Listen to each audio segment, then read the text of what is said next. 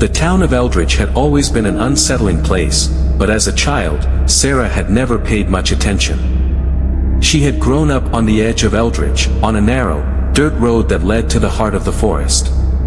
The house had always felt old, its foundation cracked, the walls creaking at night like they were alive. But it was home, until that one night when everything changed. Sarah's parents had moved to Eldridge when she was just a baby. Her father, a history professor, had been drawn to the town's strange past. Legends of disappearances, strange sightings in the woods, and stories about the old mansion on the hill fascinated him. Her mother, more practical, had always dismissed these as mere superstition, but the more they stayed, the more the town's secrets began to seep into their home. It was a stormy night when Sarah first noticed the eyes. She had been walking through the dimly lit hallway when something caught her attention, a glint of something in the corner of the wall. At first, she thought it was a trick of the light, but when she approached, she saw them, small, oval shapes, carved deep into the old wood. They weren't just marks or scratches, they were eyes. Dozens of them, all staring back at her, hidden within the walls of the hallway. "Mom," she called out, her voice trembling. But when her mother came, the eyes were gone, leaving only smooth wood behind. "Sarah, you're imagining things," her mother said, giving her a reassuring smile. "This old house can play tricks on your mind." But Sarah couldn't shake the feeling that something was wrong. Every night, she would lie awake, listening to the sounds of the house, whispers that echoed in the walls, creaks that seemed to follow her every movement, and sometimes, the soft sound of scratching, as though something was clawing at the wood. Weeks passed, and the eyes never returned, but the unease never left. Then, one evening, when Sarah was exploring the attic, she found a box hidden beneath a pile of old furniture. Inside the box was a stack of yellowed papers, old photographs, and a strange journal with a faded leather cover. The journal belonged to a man named Richard Halloway, a name Sarah had never heard before. She began reading, and what she found filled her with dread. Richard Halloway had been one of the original settlers of Eldridge, and his family had lived in the mansion on the hill. According to the journal, the Halloway family had been cursed, haunted by a presence that had lived in the forest for centuries.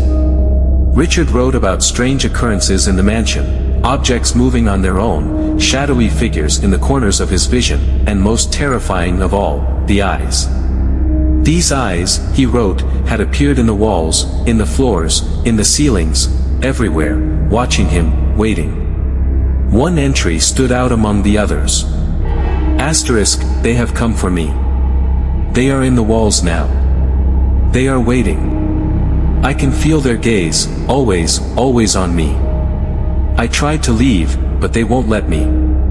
I thought I could escape, but the eyes follow me wherever I go. I fear I am not the first, nor will I be the last." Asterisk. The more Sarah read, the more she felt the house around her grow colder. The air seemed to thicken, and the scratching sounds in the walls grew louder. Something was coming. And it was angry. That night, Sarah tried to sleep, but the unease was unbearable. As the wind howled outside and the storm raged against the house, she heard a soft tapping at her bedroom door. At first, she thought it was her mother, but when she opened it, no one was there. The hallway was dark, the air damp and thick with a strange smell, like old earth, like rot. She stepped into the hallway, her heart pounding. As she walked down the corridor, the shadows seemed to move, bending and stretching in ways they shouldn't. The whispers returned, soft at first, but then growing louder, a chorus of voices speaking in unison, a language she didn't understand. Suddenly, she saw them, asterisk the eyes star. They were back. Dozens of them. Hundreds, maybe. Everywhere, on the walls, on the ceiling, on the floor beneath her feet. They blinked, they watched her, they followed her movements. Her breath caught in her throat, and her body froze. She couldn't move, couldn't scream. It was as if the eyes had taken control, ensnaring her mind. And then, she heard it, a voice, deep and guttural, coming from behind the walls. Asterisk, we are here. Asterisk. The words reverberated through her bones, shaking her to the core. Her heart raced, her pulse quickened. She stumbled backward, her feet slipping on the smooth wooden floor as she tried to escape. But the eyes didn't let her go. They followed her as she ran, as she tried to tear open the front door, as she screamed for her parents. They were everywhere.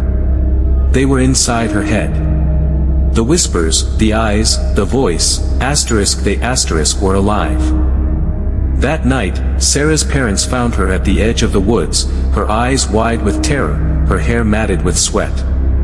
She never spoke again. The house was abandoned shortly after, and the town of Eldridge fell silent. The mansion on the hill crumbled to dust, but the eyes remained. The house at the edge of Eldridge stood empty for years. Once a grand, crumbling mansion, it was now little more than a rotting skeleton of its former self. The forest had slowly begun to reclaim it, creeping vines crawling up its decaying walls, its windows shattered and dark. The town had long since turned away from the mansion, the name Holloway whispered only in fearful legends. But it was never truly forgotten. Sarah's parents had left the town shortly after she was found. They never spoke about what happened to their daughter.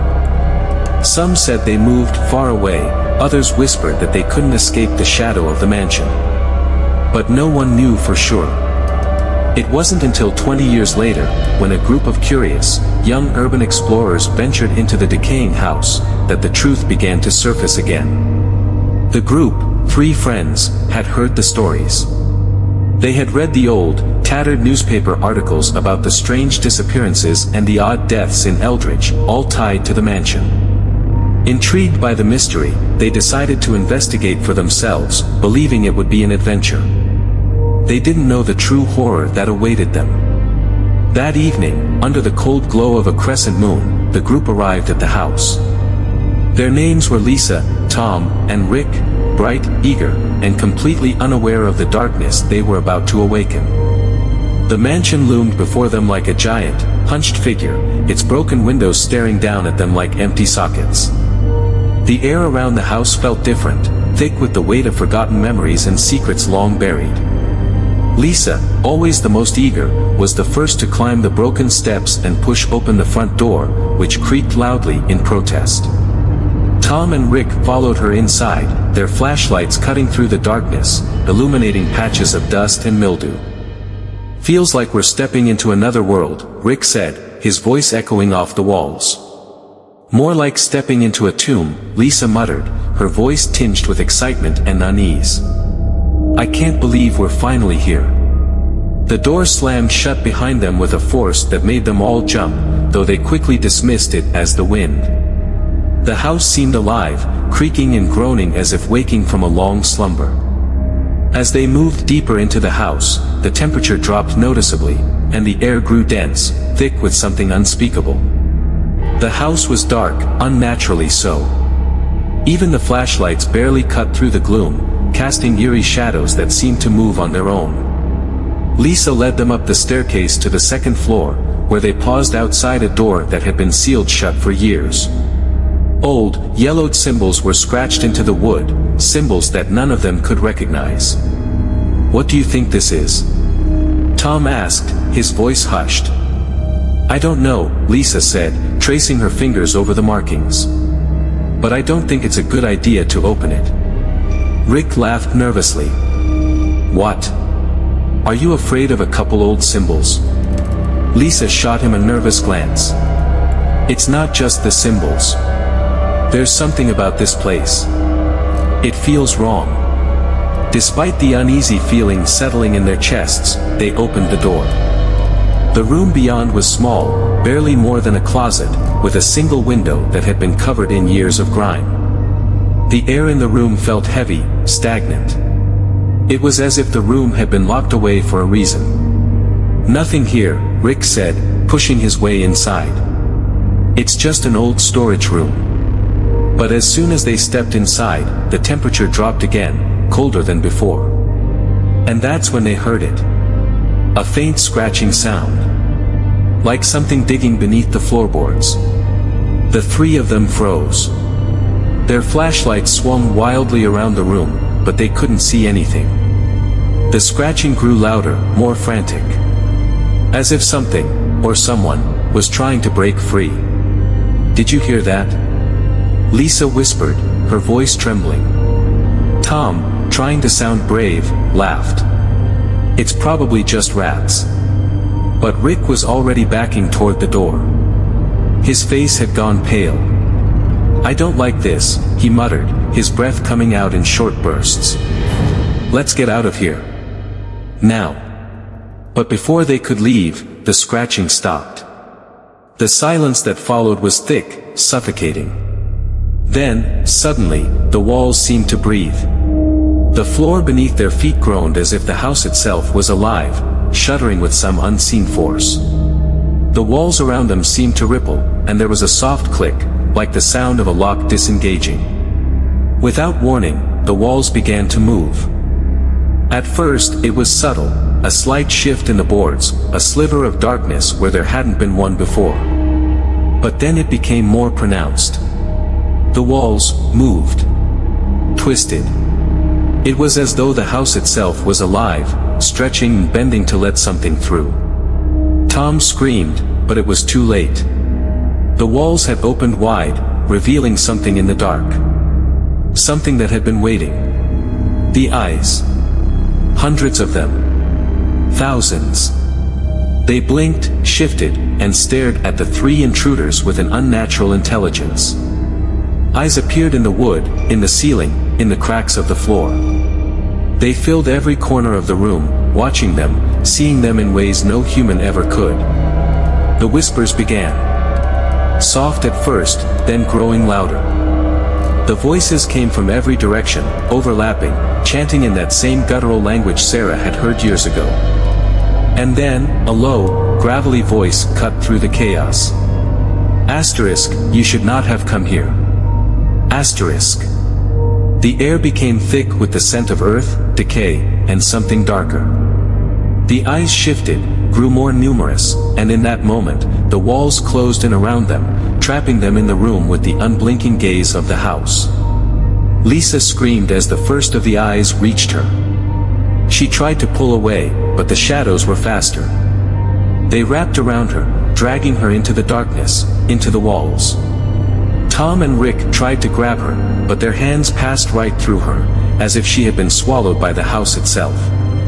The last thing they heard was her voice, distant, desperate, before it was swallowed by the darkness. A soft whisper lingered in the air as the house settled back into silence. The next morning, the mansion on the hill was silent again. But this time, there was no sign of the three explorers. The morning after the disappearance of Lisa, Tom, and Rick, Eldridge was eerily quiet. The storm had passed, and the sun rose over the town with a chilling calmness that didn't quite feel right. Birds didn't sing, and the streets were empty. The air carried a strange stillness, as if the world itself was holding its breath. At first, no one in Eldridge noticed the absence of the three explorers. They were strangers, out-of-towners, coming to investigate the rumors of the mansion. It wasn't unusual for people to come and go in search of ghost stories or thrills. But the townsfolk soon realized something was amiss. It wasn't just the fact that the explorers hadn't returned, it was the feeling that hung in the air, heavy, oppressive. The woods seemed darker. The old mansion on the hill loomed even more ominously, its silhouette against the sky like a twisted, haunted figure. It wasn't until 2 days later that anyone thought to search the mansion. By then, the rumors had already begun to spread. The few people who dared speak of the place mentioned the eyes, always the eyes. Some whispered that the mansion was cursed, that no one who entered ever returned the same. And some claimed that the mansion was more than just an old house, it was alive. Sheriff Marlowe was the first to act. The veteran lawman had grown up in Eldridge, but even he had always avoided the mansion. He'd heard the stories, had seen the whispers of the eyes in his own childhood. But when the calls started coming in about the missing explorers, and with the town on edge, he couldn't ignore it any longer. He gathered a small team of deputies, some of the bravest men in the town, though even they were uneasy, and made the decision to enter the mansion. The night before they left, Sheriff Marlowe visited the old cemetery just outside town, where many of Eldridge's original settlers were buried. Among the cracked tombstones and overgrown weeds, he found the grave of Richard Halloway. The name was worn, faded by time, but the symbol on the gravestone was unmistakable, the same symbols he had seen in the old mansion. The eyes. Sheriff Marlowe had always been skeptical of supernatural explanations, but after seeing the symbols, and knowing the stories of the Halloway family, he began to wonder if there might be some truth to the legends after all. The next morning, he and his team climbed the steep path that led to the mansion. The wind had picked up again, howling through the trees, and the sky was a dull, oppressive gray. As they approached the mansion, the air grew colder. The house seemed even more foreboding now, its dark windows staring out at them like hollow eyes. Sheriff Marlowe pushed open the front door with a creak. The air inside was thick with dust, the smell of decay and rot. But what struck him most was the silence. There was no sound, no creaking floorboards, no wind howling through the cracks in the walls. The house felt dead. The deputies hesitated, but Marlowe led the way, his flashlight cutting through the gloom. As they walked deeper into the house, the temperature dropped, and the feeling of being watched became almost suffocating. Each step they took seemed to echo through the empty halls, bouncing off the walls like whispers. And then, they reached the second floor. The door to the room with the strange symbols was wide open. It had been disturbed, recently. As Marlowe crossed the threshold, the first thing he noticed was the deep, jagged scratches on the floor.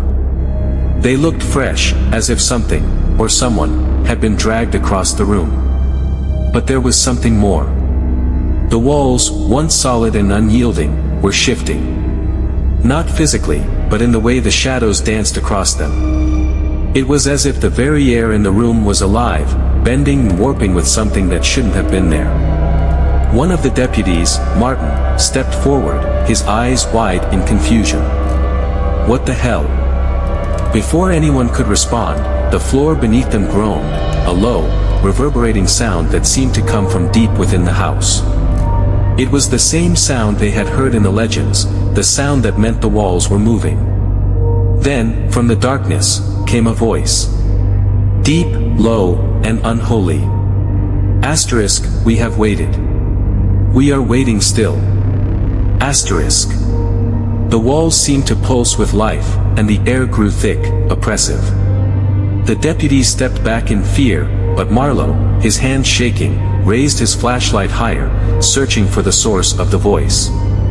His light flickered and sputtered, but then, in the darkness, he saw them. The eyes.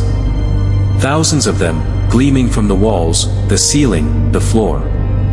They blinked in unison, and in that instant, Marlowe realized what had been hiding in the walls for so long. It wasn't just some ghost or spirit, it was something older, something that had lived in the mansion long before the Halloways had ever set foot there. You have opened the door, the voice whispered again, and this time, Marlowe felt its words scrape across his mind like fingernails on a chalkboard. The deputies were frantic now, scrambling to escape, but the house wouldn't let them. The door slammed shut with a deafening crack, trapping them inside. The eyes continued to watch, to follow their every move. The scratching began again, louder, more frantic than before, as if something inside the walls was desperate to get out. Martin screamed as something reached out from the darkness, pulling him into the wall. His body was dragged across the floor, his hands clawing at the air in a futile attempt to escape. The eyes seemed to open wider as he disappeared into the very structure of the house. Sheriff Marlowe and the remaining deputies fought their way toward the door, but the walls were closing in on them. The room was alive now, asterisk hungry star. The floorboards buckled beneath their feet, and the ceiling above them groaned, threatening to collapse. The walls stretched and bent, as if the house was swallowing them whole. Marlowe's mind raced. The only thing he could think to do was run. Run and never look back. But the walls were no longer just walls. They were eyes.